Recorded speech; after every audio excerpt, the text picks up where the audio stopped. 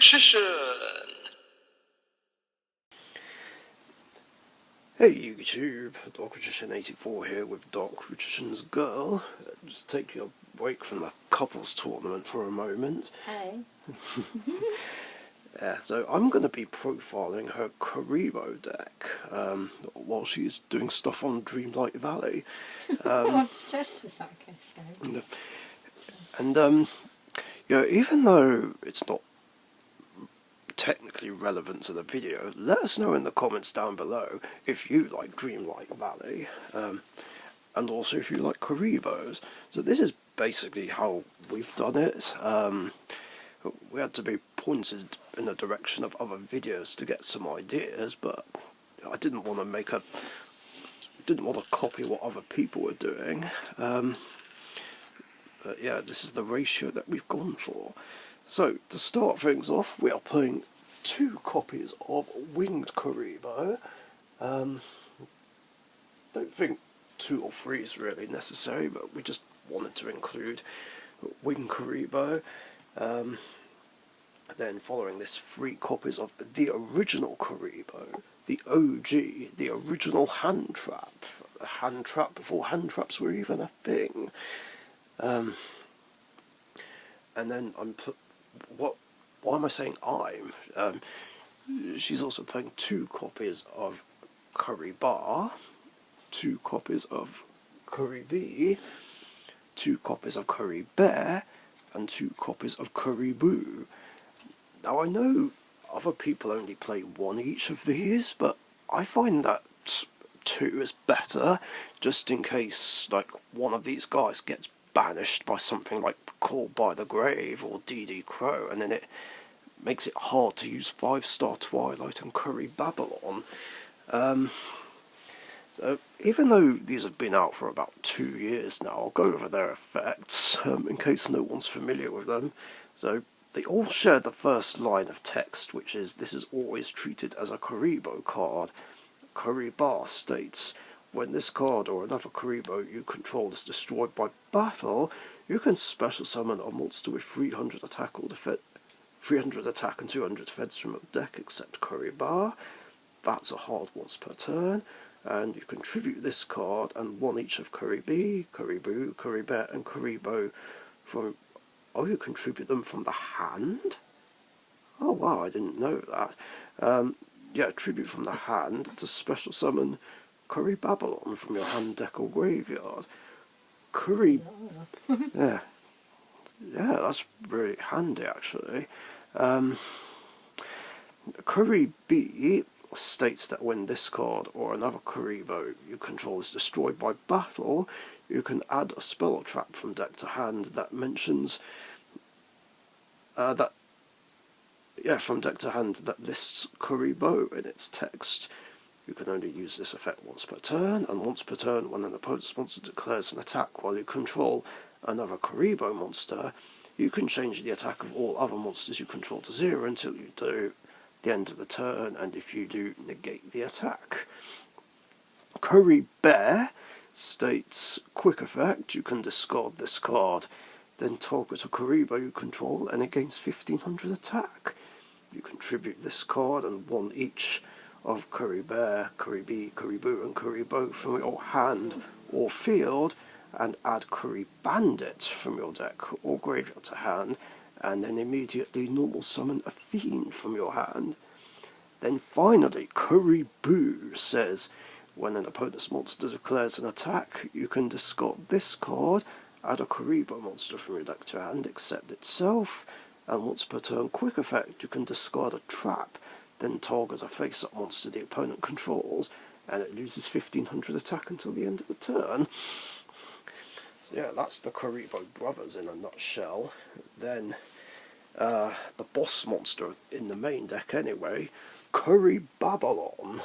So it gains 300 attack and defense for each Kuriboh monster you control or in the graveyard, and you can use one of the following effects of Kuriboh per turn, and only once that turn. If you have more monsters in your graveyard than the opponent, you can special summon it from your hand, and during your main or battle phase, you can return this card to the hand, and if you do, special summon Kuriboh. No, yeah, Kuriboh, Kuribi, Kuriboh, Kuriboh, and Kuriboh from your hand or graveyard in attack position.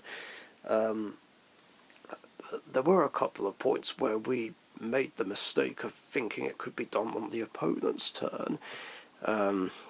Yeah, that was mainly my fault for not reading it properly. I wish it could activate on the opponent's turn, otherwise that would make this a lot better. But still, all the same, Babylon is so great and an absolute beast. And then we have Curry Bandit. Everyone knows what this does. Then following this, we have 3 copies of Astral Kuriboh. Yeah, it's not just Utopia decks that this gets played in. The main point of it being there is to use its effects to reveal a number monster, special summon it, and make its level become equal to its rank. So, in this case, what you want to do is have a rank 5 number, in this case Volcasaurus, and then it becomes level 5, quite simply. Don't know how often the other effect will come up.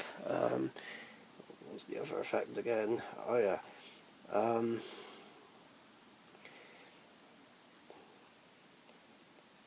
Oh yeah, if you do that, you can't special summon monsters from the extra deck except number exceeds monsters. And if this is used as a material, it can't be destroyed by battle or opponent's card effects. So that hasn't come up yet, but it might do eventually. And then there's a couple of other ways to get level 5 monsters out. This is for 5-star Twilight, by the way. Cyber Dragon, and 2 copies of Link Slayer. And then the last monster is Blackluster Soldier, Envoy of the Beginning. There are quite a few light and dark monsters in here, mainly dark, so it's just another boss monster to potentially top deck into. So that's it for monsters. On with the spells.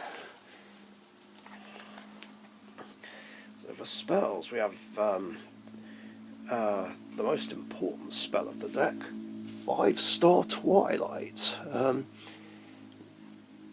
Tribute to level 5, which is the only monster you control, and special summon, well, the 5 Kuriboh brothers. And that activation is a hold once per turn. Then 3 copies of the Flute of Summoning Kuriboh. Instant fusion to get a level 5 fusion monster out to use 5-star Twilight on. And then 3 copies of Regeki. This was highly recommended, so that's what we've gone for. Considering there's not a lot of monsters with high attack in here. And finally, Twin Twisters. And then for traps, I tried to put in as many as possible so to get use out of, which one was it that makes you discard a trap? It was Kuriboh. So I put in 2 copies of Breakthrough Skill, because, well, we don't mind discarding that one really, due to the fact that it serves a purpose in the graveyard. Then, of course, Mirror Force, Storming Mirror Force, and 2 Solemn Strikes. And that's it for the main deck. On with the extra deck. So there are 3 fusion monsters in here. We have Chimeratech Mega Fleet Dragon, Chimeratech Fortress Dragon, and yes, that is an original print, which Emma just so happened to have. Original Shonen Jump promo. Yeah, I did I can't remember having it, but... I wonder if it was originally one of Ojama de Bomb's cards. Yeah, Most probably. And Musician King. Now, these 2 are just here because of the Cyber Dragon, really. This is more likely to come up if she ever plays against something that runs a lot of machine monsters. Well, you know the drill. Special Cyber Dragon, contact fuse with a bunch of machines, bring this out. This kind of the same purpose, just to get rid of anything in the extra monster zone that could be problematic. And Musician King, of course, is the instant fusion target. And then Xyz's, well, there's only one, which is Volcasaurus. Probably the best rank 5 number monster, if not one of the best. So yeah, as I said before, it's mainly there to reveal with Astral Kuriboh, but it is possible to actually summon it if need be. And then there's a whole bunch of links, because obviously if the main strategy doesn't work out that well, then it can just basically be a link spam deck. So she has Borrello Dragon, Borrel Sword Dragon, and of course Access Code Talker. Yes, this is one of 2 copies that she owns. She does have the other one in her Fortune Fairies. But yeah, there are ways to link climb into these guys if need be. Then of course the Nightmare package, Unicorn, Phoenix and Cerberus. I'm trying to think if this is the unicorn that I gave you when I opened that Maximum Gold Eldorado box. You might have been, because it's gold, isn't it? Yeah. Then again, I think the original art is gold in there. I'll have to look back. Then the Dark Charmer Gloomy, like I said, there's a lot of darks. IP Masquerader, again for link climbing on the opponent's turn, just the standard play of linking this with something else and making Unicorn on the opponent's turn. And then of course 2 copies of Link Kuriboh, just to go with the Kuriboh theme. And finally, Relinquished Anima. And yeah, that is the Kuriboh deck in a nutshell. We hope you guys enjoyed. If you did, leave a like, comment, share and subscribe, or if you haven't subbed already. And let us know if there's anything we can do to improve the deck at all.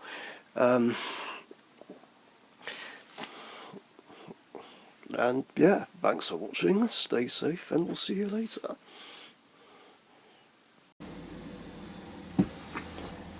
Thank you very much for watching. Be sure to subscribe to the Dark Richician YouTube channel.